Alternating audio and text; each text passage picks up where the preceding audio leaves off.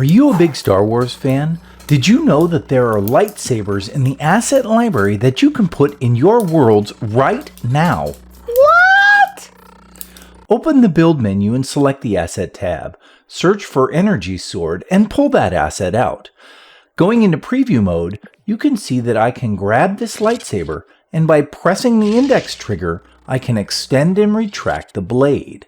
By striking it against another lightsaber, lots of really cool effects are displayed. And it makes sound too. Let's take a closer look at the scripts. As you can see, there are 3 scripts that come with these lightsabers. Saber Return is a basic delayed return script that sends the lightsaber back to where it came from after a player lets it go. We won't worry too much about that script. Saber Trigger is attached to each of these triggers that are part of the lightsaber group. When an object enters the trigger, or more correctly, when the trigger contacts an object, this script moves both of these visual effects and a sound effect to the position where the contact happens and then plays them. That's how you get these really cool hitting effects. Don't forget that any object that you want to influence the lightsaber needs to have the correct tag, Saber. Otherwise, it won't work. The Saber script is the really important one here, and therefore the one I want to focus on. The most important event in this script is the Update event. This event essentially sets the color of the lightsaber blade and then either opens or closes the blade.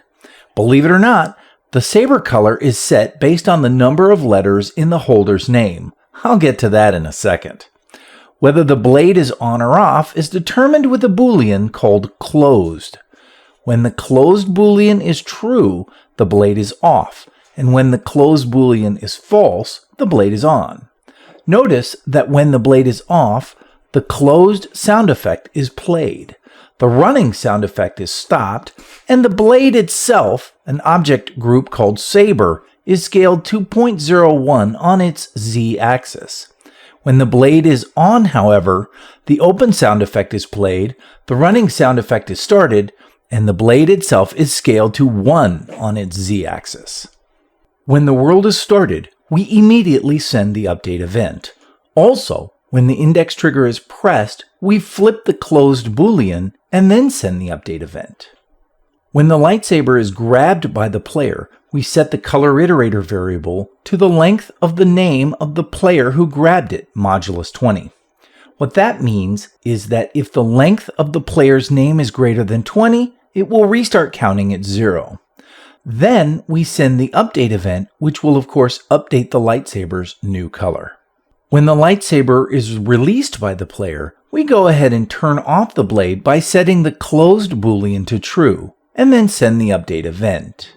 Now, here is the most interesting part. When you press any of the A, B, X, or Y buttons on the top of your controller, the lightsaber changes colors.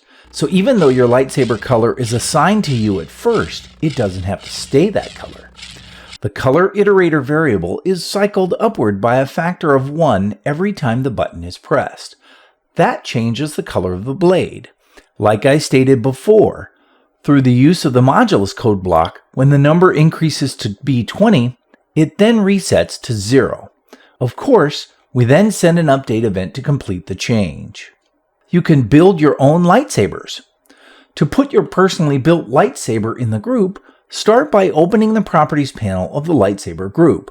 Then, after selecting your lightsaber, zoom into the group by selecting this icon.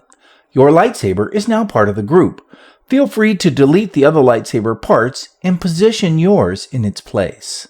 If you use these lightsabers in your world, let us know in the comments. We would love to come and visit. Don't forget to like and subscribe, and thanks for watching.